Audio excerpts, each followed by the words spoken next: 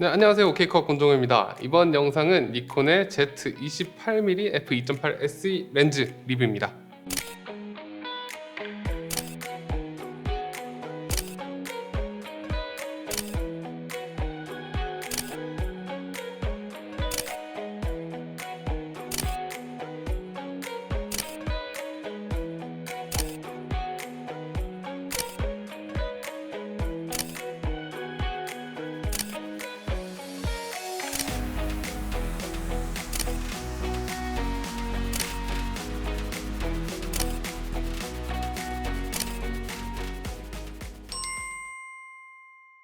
니콘의 Z28mm f2.8 렌즈는 일반 모델이랑 SE 모델 두 가지가 있어요. 제가 이 렌즈를 리뷰하게 된 가장 큰 이유는 바로 이 SE 버전의 디자인 때문인데요. 필름 시절 니콘의 렌즈 디자인에서 따온 거라고 하는데 그 당시 니콘 카메라에 대한 향수 같은 것이 전혀 없는 저이지만 일단 그냥 지금 봐도 너무 예쁩니다. ZFC와 같은 이제 레트로 스타일의 카메라와 함께 사용하라고 나온 렌즈인 것 같은데 그냥 Z8에 끼워도 너무너무 이쁘더라고요. 4cm 정도의 길이에 160g 정도 되는 무게를 가지고 있어서 뭐 팬케이크 렌즈 정도까지는 아니지만 상당히 작고 가벼우면서 무려 방진 방적을 지원한다고 하네요. 이게 40만 원도 안 되는 렌즈에 방진 방적이라니 이거 상상도 못했는데 이게 니콘이군요. 아무튼 전체적으로 재질은 플라스틱 느낌이 강하고 여기 실버링 역시 플라스틱 도장 느낌이 세기 때문에 가까이서 보면 좀 싼티가 나긴 합니다. 마운트 부분도 플라스틱으로 되어 있고요. 그렇지만 다양한 패턴으로 구성된 렌즈 디자인 때문인지 렌즈를 만지는 촉감 자체는 나름 훌륭했고 포커스링 두껍고 크고 부드러워가지고 수동 초점 활용할 때 굉장히 만족스러웠습니다. 아마 외모를 크게 해칠 테니 공짜로 준다 해도 절대 쓰지 않을 것 같지만 후드는 미포함이고요. 필터 직경은 52mm고요. AF, MF 스위치가 없는데 이거는 좀 아쉬운 부분이긴 합니다.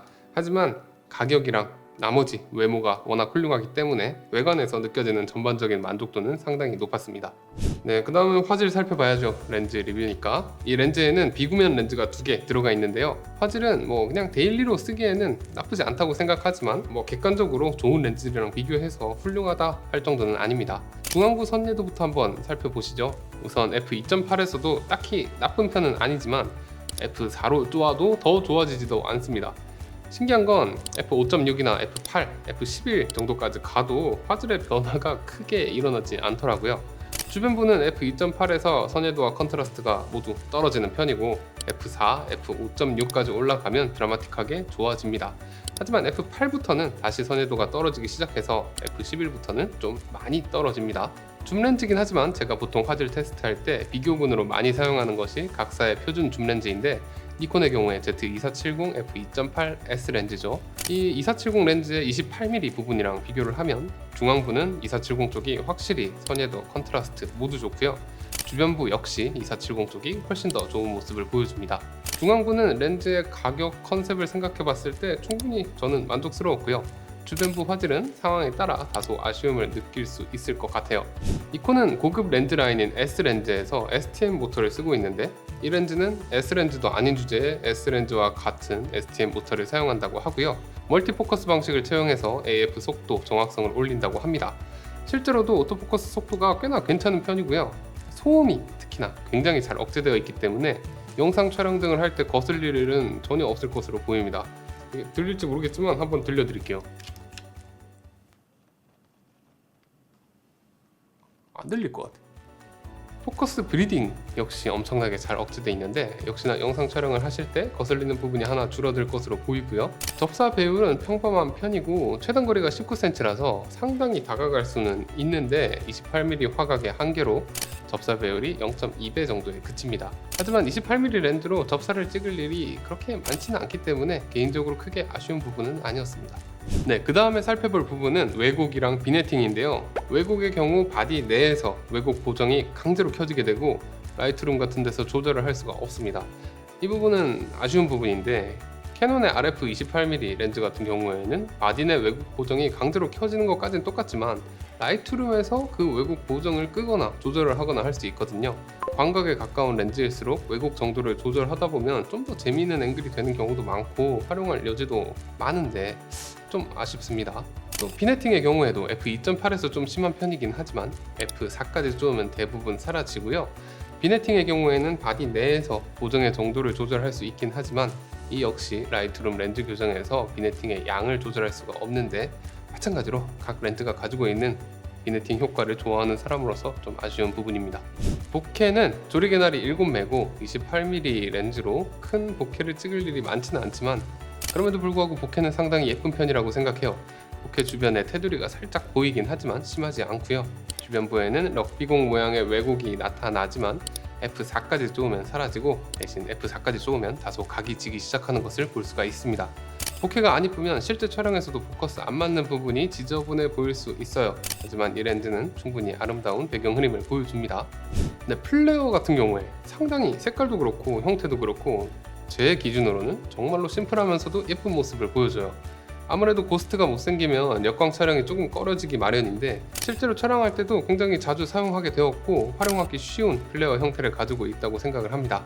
하지만 이 플레어는 취향 차이가 아무래도 크기 때문에 샘플 이미지랑 영상 참고해 주시면 좋을 것 같습니다.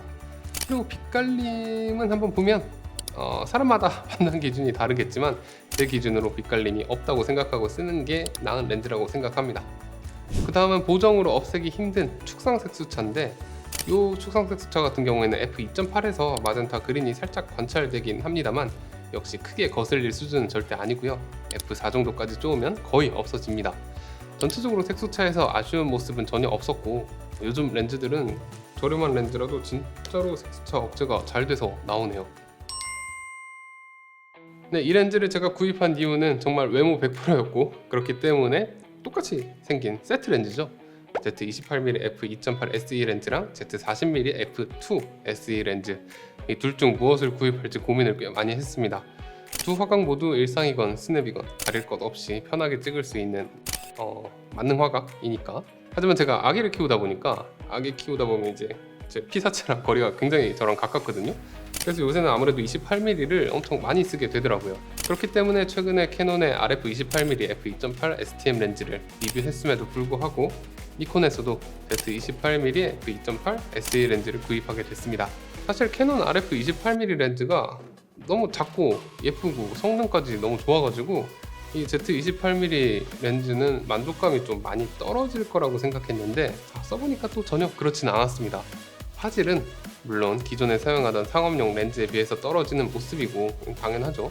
또 캐논의 RF 28mm f2.8 렌즈보다도 좀 많이 처지는 모습을 보여주긴 하는데 이 렌즈가 주는 외모가 너무 예뻐가지고 이게 쨍한 화질에서 오는 만족감보다 더 크더라고요. 저는 이제 ZF가 곧 나오겠죠. ZF가 나오면 얼마나 잘 어울릴지 벌써부터 기대가 됩니다. 이렇게 생긴 렌즈들 니콘에서 시리즈로 쭉쭉 내주면 좋겠어요. 네, 그럼 이번 영상 여기까지고요. 저는 Z40mm SE 렌즈도 주문하러 가보도록 하겠습니다. 여러분의 구독과 좋아요, 댓글은 영상 제작에 큰 힘이 되니 영상이 도움이 되셨거나 재밌으셨다면 꼭 한 번씩 부탁드립니다. 그럼 지금까지 오케이컷 권정호였습니다. 감사합니다.